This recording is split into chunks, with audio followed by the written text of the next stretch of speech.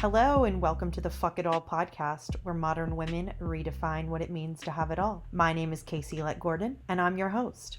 I think a lot of the stories I've told here have been those of triumph, those of strength. But 2020 isn't just about those moments of triumph. There's been a lot of trials too. And so I thought that in closing out this year, it would be fitting that we talk to a woman who had it all. She had the job, the family, the happiness, and one of those pillars was removed. She lost her job. And how has she taken this moment to reflect, think about what it means to have it all, how she might continue to construct that, but also the pain that comes with loss and the grief and the questioning of self confidence and also the realities. And so I invite you all to not just tell your badass stories, but also the mess, the pain, and sit in the knowing that before too long, these are going to be your badass stories. So join me this week as I sit down with a friend, neighbor, fellow modern woman, Elizabeth Murphy. I'll talk about how we got here, and I hope you enjoy the mess that is losing your job and finding your way. All right, so I got a text from Elizabeth that said, shit just went down at my job. I think I should join you on the podcast, and then we'll come back together in a few weeks and re-record when we're on the other side of this. So Elizabeth, catch the audience up on what's been going on in your world. Yeah, so I was working at Warner Media and they announced layoffs in early August and have been working through it since then. And I was notified last week that my position was eliminated, along with the majority of my coworkers. Interestingly, I didn't tell you, they didn't lay off the entire department. It was 18 people laid off and 6 people kept on. So now I'm in the position where I thought I had it all: career, family, house, happiness. And now one of those pieces is turned upside down, and I've got to figure out what I want to do next and what opportunities there are in Atlanta because my husband's business is here. So let's talk about it all. I think it's always helpful to start with, how do you define it all? You mentioned a few of those things, but prior to last week, when you get a call from your company, how were you looking at it all, and what role did work play within that? I'm career driven, but I also value flex time and time with my family. I have a 6-year-old that has a lot of energy, and we're currently doing a homeschool curriculum with him. So it's something that I need to spend time on. We have house, 2 pets, and so for me it all is really the balance and finding happiness in those things. And I love to travel, which I can't do because of COVID. So if I could be traveling as well, that's my it all. I've heard from so many women on this show that travel is one of those big parts, and it'll be interesting what happens post-COVID, because with that removed as one, like a place that you financially spend money, where you spend time, where you look forward to, with that gone from the equation, I think it's pushed a lot of people to say, what are the other enjoyments that I have on a day-to-day basis, or indulgences, escapes, etc. Yeah, just even since COVID, I've been doing things that I used to do before I had the financial means to travel, like baking, and I'm now crafting. I've been the benefactor of really good baking, so I'm interested to see what other hobbies you're taking up. Yeah, crafting. I've been making some Christmas ornaments, and then reading. I've always been a reader, but since Alton, I haven't been able to read as much. But now that he's 6 and a little bit more self-sufficient, I'm reading like crazy. I've read 30 this year, which I'm keeping track for the first time. I was impressed with my dozen, but 30 puts it to shame. So we're in COVID, so let's put a big giant asterisk on it all this year, but you're going through the past several months and saying, okay, things are all right. And then you get hit with this news. And I think it's interesting to talk about just where you are mentally right now. I'm sure with 2/3 of the group, a third of it's still there. There's probably some emotions about that and what that looks like. That's a fairly small team as well. So I'm sure there's a lot of kinship and friendship within that. Yeah. And then also, how does that affect the family life? This other half of the equation, you mentioned homeschooling and your husband's business. It's a lot of change and a lot of weight on you right now. Yeah. For the 6 people left over, I think that's actually the hardest part for me, is 2 guys that I've worked with for 10 years are still there. My best, closest work friends. And it feels like I'm going through a divorce and my ex got the friends. And I think they feel awkward. Yeah. And I feel awkward. And how do you get over the awkwardness? And we've been friends for such a long time. There's no doubt to me that we'll remain friends. Of course. But I don't really want to hear about work.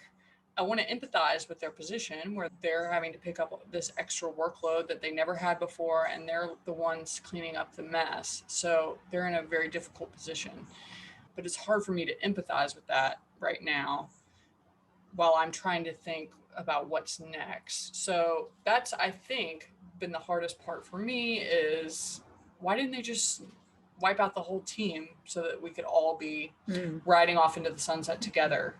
Even when we thought that there was going to be layoffs, we said, okay, we're going to meet up, we're going to drink, we're going to go through this thing together. Yeah.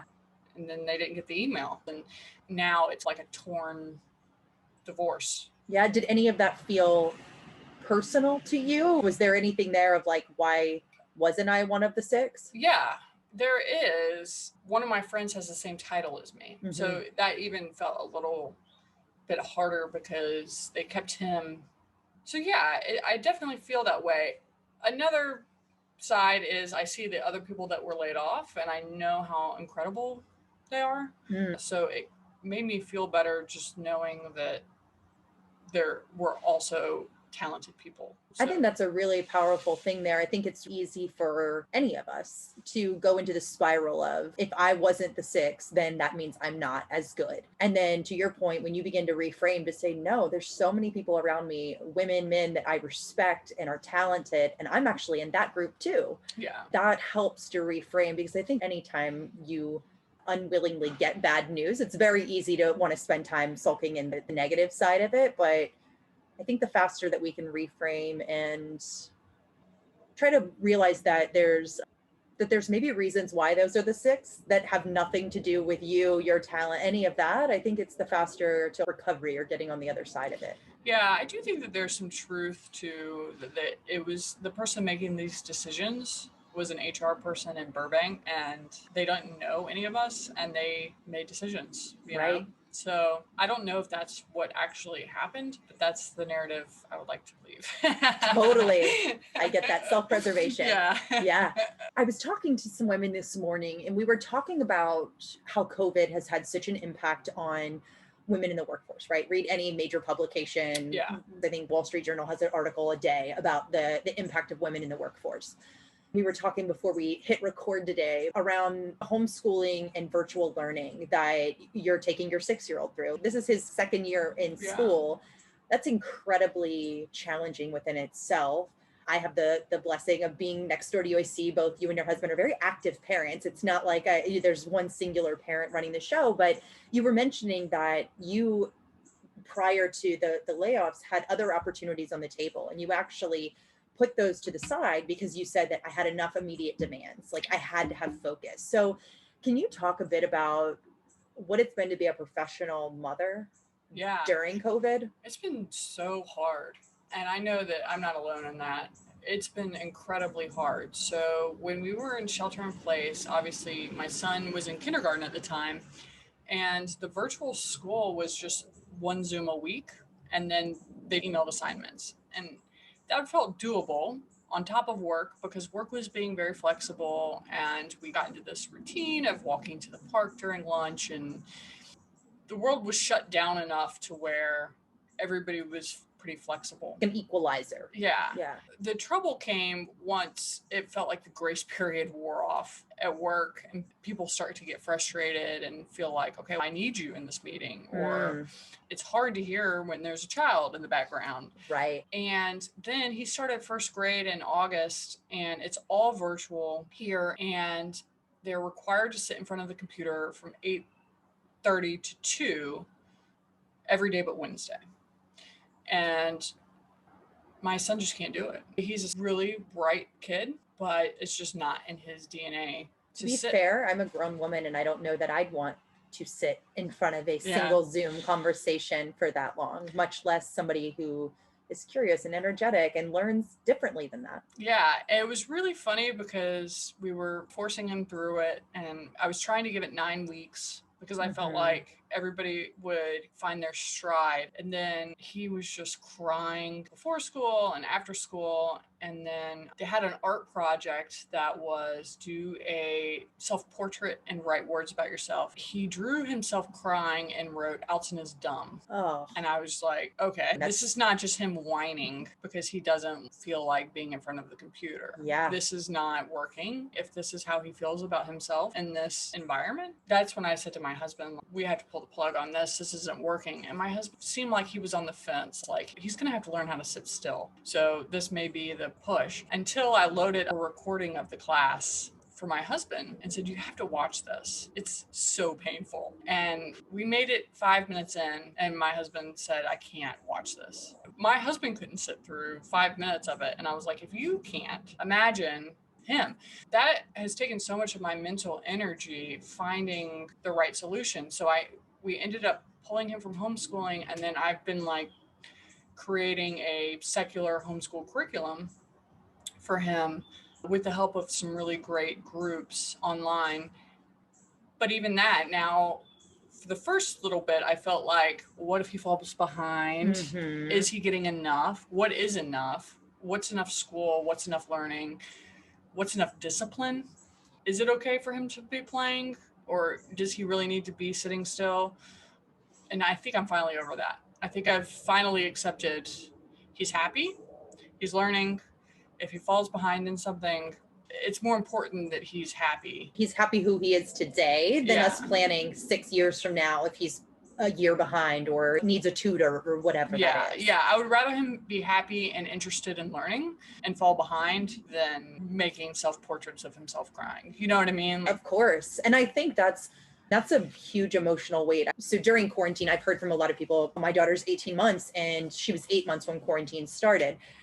And so many people said, oh my God, I feel awful for you guys. And the truth is we've been very blessed during this, but we also don't have curriculum. Like, I feel for school age parents, and specifically those ages where you have to be incredibly active. It's not like he's 12 years old where he could self-serve or in high school. And during this, my hope, selfish hope, is that we see a change in the education system, because parents are sitting front row to say, this is not adequate. This is not what we can hope for our kids. This can't be the best. And I was mentioning this morning, we were talking about a lot of women that are opting out of the workforce or taking a step back. And I'm almost curious on the other side of it, again, maybe selfish hope, is that I think women are also leaving the workforce to go do other really cool things because the workforce is not created for them to be successful in this moment in time. And I wonder what innovations or great businesses or success stories are going to be born from that. I can tell you from my experience, it is always the women with the kids in the background on the Zoom calls. It's never the men. Never. I totally agree. Even in our household, and right now, listen, I don't have a 9-to-5 job, so I don't mind picking up the slack, but if I see my daughter in the background on my husband's call, I'll quickly go in and like soup her up. Whereas I know when I was on my calls, she was frequently in the room. And it's interesting. I don't know if maybe it's naturally within the home dynamic that the women pick up that, or that we're more willing to have them around just because, like you said, you don't want your son drawing a self-portrait crying. So their happiness plays a different role in your decision-making. Or I think I bring it on myself to a certain degree. It's just my nature to push, right? And to keep trying to move everything along. So for instance, the curriculum, I'm sure my husband, if I told him, I need you to do this, he would do it. But instead, it's me thinking, wheels turning. It's learned behavior for sure for me. And I'll say to myself, I know I don't have to do this, but it definitely, he has a job as well. His job involves power tools. So it's not as easy. that is like a slight safety hazard. Yeah. But yeah, it feels like women are far more impacted. And like you said, I agree the workforce is going to change. But you were asking a question originally. I had this offer for another job, but it was just so much with COVID and school and work. And I got completely overwhelmed and froze up. I actually told the place that I had a family emergency because I reached a breaking point of, is homeschooling a family emergency? That's debatable. I don't know. I was going to say there wasn't a white lie in there. I think that really is. It's a crisis for your family if you're having to figure out solutions. Yeah. And I couldn't focus on my career in that moment. I had to focus on finding a more long-term solution for education. And in the end, totally worth it because now he's happy. I love that. Totally worth it. That's a good lesson that I'm sure in that moment too, it didn't necessarily feel good to walk away from a company that was seeking you or wanting you to join them. That always feels great for any professional, but then to have to make that, I can imagine that was emotional within itself. Yeah, I think it's hard to say, like, even family emergency. Well, what's the emergency? Well, I'm just having a crisis. Like, right. It feels really selfish. It's interesting to say I'm putting career on hold while I work on figuring out how my son's going to learn for the year. Is there anywhere that's come from in your own mind of the selfishness, that internal conversation? I don't know, to be honest. It feels a little bit like if someone's interested in employing you, it's very flattering and they see value in you. I'm hopeful that my AC kicking on outside is not completely derailing our podcast. This is COVID, y'all. So for you to turn around and put them on hold or say not now, you don't want to come off as insulting and you don't want to seem ungrateful for the opportunities. You want to be gracious. But on the other hand, my mental juggling couldn't take another decision. Yeah, there's some language in there that I think about a lot. And I wonder if our male counterparts would say, I'm being ungrateful. Like, to be noticed by a company, well, you also bring tremendous value. This is also an employer that you've worked with before. They know how awesome you are. And so I feel this way all the time. If I don't respond to an email or if somebody has offered me something, even in my mind, if I know I don't necessarily want it, I feel this need to say, oh, but I owe it to them. And I don't know. That'll be interesting on the other side of this as you spend some time leaving the world you're in now and thinking about what's next. If on the other side of that, you still sit with some of those emotions. Yeah, I wonder that too. I was complaining to you earlier about when people send you messages and I feel like I have to respond. Otherwise, it's rude. And I feel that I've been thinking a lot about that as well. Like, at what point is it okay just to say, I just don't feel like talking today. I got laid off last week. Like, I just don't feel like talking. And now that none of it's personal, it's just where I'm at, you know? Yeah, I find that there's a lot of my own, journey on this. And mine was my decision to leave the company. But I had a lot of people reach out and say, oh my gosh, let's catch up. I want to hear about it.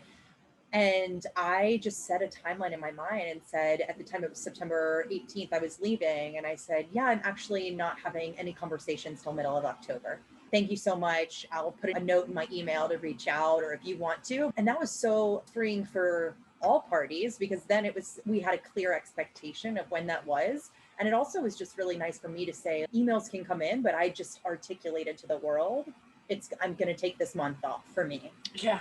I have Googled the other night, like, I got laid off. Now what's next? And you've hit a low point when you're Googling questions like that. I have, by the time this airs, it'll be one of our episodes with Amanda Getz. She said that she literally Googled, when is the right time to get a divorce? And she was like, that's what I knew. I was looking for external validation. What the hell am I actually doing? Like, we look for this external answer. And the truth is, there's no one right answer. We're all just doing the best we can in whatever moment. Yeah. So this is a couple days in. How are you feeling right now? What is on your mind? I feel very roller coastery. Like, some mornings I wake up and I'm like, seize the day. And then this morning I woke up and I was like, if I could not do anything today, that would be great. I feel the pressure to look for jobs. The pressure is real. And I was thinking, oh, I have this benefit of time and severance. And then I met up with a couple people yesterday and they said, oh, you think you have all this time, but then you blink and the time is gone and then you need to pay your mortgage. So you need to think about that. So I definitely am going through all of the emotions. And I'm also trying to let myself breathe because I spent 10 years on something that's gone. And I don't want to just rush into the next thing. I want to I don't want to rebound. I love this conversation so much. So a couple of things that you didn't ask for my advice, but you're on my show and I get the permission to give you some. I think that feeling all of those things is going to allow you to come out on the other side and be a better candidate, employee, job seeker. Because right now, I mean, in life, anytime you try to avoid it, it's still there. And so if you're like, I have to go find a job and I can't grieve, sit there and sit in that, and you will feel it organically. There will be a day where you say, I'm letting that go. And yes, lean into the practices of gratitude and meditation and any other self-help thing that's out there. But also, yeah, it's totally fucked. You spent 10 years of your life and this is a massive change you didn't ask for. Yeah. You're also raising a child and being a wife and having life in the middle of quarantine. So I think that sometimes being able to articulate that, and I'll tell you, even just in my past journey over the past 2 months, I've even said to Blake some days, I need you to not need anything from me today, because even that small role that I have to tend to is too much. Yeah. My husband's been it's funny, you asked about the home life earlier and I didn't quite answer. I'm the breadwinner and I've always been the breadwinner as long as I've been a professional. And I'm a very strong woman. I think Jimmy's enjoying playing a support role right now. I haven't asked him, but I think he's enjoying cooking dinner, picking up something special for me because I bid through something that hurts. And I think he is enjoying the role shifting to where he's taking care of me, where I have been the one that's been making the money. So I think he's really enjoying being the rock right now. That's so beautiful. This is something shitty handed to you. And in this, as a couple that have been together, to be able to explore new parts of your relationship of how does it feel to change roles, or you to be more vulnerable, or not that picture in your mind of what strong is, and have him play a different role too. I think that's awesome to learn something new about a partner in a relationship. Yeah, I haven't mentioned it to him. I'm not sure if he would agree or not if he heard me say that, but my perspective is he's still doing what he's always done, but I think he's enjoying being my main person. I totally get that. Again, I'll speak for my own experiences whenever, and I've talked about this, it's like the ambition and the strength is one of the things that he loves. But I think it also is nice when they can play that role as well. Yeah. And see the vulnerability and realize that you're human too, so to speak. Like you're going to have days that you fall down, and I don't know. I think that's like the blessing and the curse of loving a strong woman, is that you love that about them, but also maybe yearn for some other parts too. Yeah. And we've been able to do some projects together, which has been really nice. I'm working on business card designs for him. And I've been working on this thing called a glow forge, and we've been collaborating on things that I could be making, and he's been giving me advice because he's a woodworker on what materials to use and how to make it happen. So I'm enjoying being distracted, and he is enjoying helping me explore that. It's been really nice, actually. Hey, if that's a lesson learned out of this, then that's pretty cool. I've been thinking a lot about when you hit dead ends or things don't work out, the redirecting, that it's grieve the loss of this, but also relish and that this is ricocheting you to somewhere else really cool. And you were mentioning to me that now it's okay, are there other industries I might want to look at? Are there other ways of working? I know that one of the companies you mentioned, cool, if you want to be remote, whereas that wasn't an opportunity before. And so sitting in that too of what is the possibility, maybe this clean slate is exciting, maybe there's energy there as well. Yeah, this is a totally different direction, but it also raises the issue of healthcare, right? I have to find something within a period of time because my husband works for himself and we rely on my healthcare. Whereas other people that I was working with, one of them is going to be moving to Canada so that he can be a consultant and still have healthcare without that being a consideration. So I feel like if I were in the position where I could explore helping my husband with his business, I totally would. I would really like to work with him and help him build his company. I would really love the time to do that, but I can't because of health insurance. So I think that's another thing. I wish we were in a position to where healthcare was affordable enough to where I could really shake things up. Totally. When you think about it all, it's, yeah, I can have it all, but there's also these very realistic limitations when you have a spouse and a child. Like, it's not just yourself out in the world saying, I don't have healthcare. Like, you have other people within your immediate circle that you have to make decisions with. So now I'm in the spot where I have a little bit of space to think about what I want next. And part of that is, how much risk do I want to take? How much do I want to shake it up? What's important to me? What would be fulfilling? Because whatever I would do next, I don't want it to be a 1-year venture. Like you said, you're not looking for a rebound. Yeah, you're looking for your next serious commitment. Yeah. So millions of questions in my head about what that looks like. What's scariest to you? What's scariest? Making the wrong decision. What makes it wrong? If I end up somewhere and it's not a good fit. If I end up in a role that either I bit off more than I could chew, or I changed industries and it was a big mistake. So that to me is like, I want to feel confident in whatever decision I make. Yeah. I think the way you're feeling, and the scariest part of it is what so many people in general, I won't even say women on that one, but this idea that there are right and wrong decisions. And if I make the one that's wrong, what are the impacts of that? And if I could offer any input, and this is from some of the guests I've had, is that there really aren't right or wrong ones. You'll make a decision and then the work comes. And if it's not the right fit, listen, there's a lot of other jobs. And sometimes it's a stack ranking those. Yeah, there's healthcare and I got a paycheck. I don't love my 9 to 5, but I'm going to spend some of this time going to find my next gig or whatever that is. There's a great book, Marie Forleo, Everything is Figure Outable. I have it upstairs. Since you're my neighbor, I will give it to you. But she has an exercise where you go through and you list out all the reasons something couldn't or won't work. And then she has you actually go through and cross them out and write bullshit and then litigate against yourself on why those are not real limiters. And that was when I was looking to leave and potentially start my own thing. I did that and it was very freeing. She even writes in there, don't skip the crossing out and writing bullshit, because even that is empowering within itself. So I wonder, when we talk in whatever period of time, a month, 6 weeks, as you go through this journey, I wonder how you feel on the other side of some of those exercises and conversations with yourself. Yeah, so many conversations all the time. Hopefully I can relax before the next thing. I'm trying to give myself space to say it's okay to not look at job boards all day. And I would also offer that I find that when you talk to other people, you mentioned that some of the people that said, and then you look up and your severance is gone, you got to pay your mortgage and go, a lot of times advice is offered through the lens in which people experience their life. And I struggle with this because I'm someone that very much seeks consensus from those around me.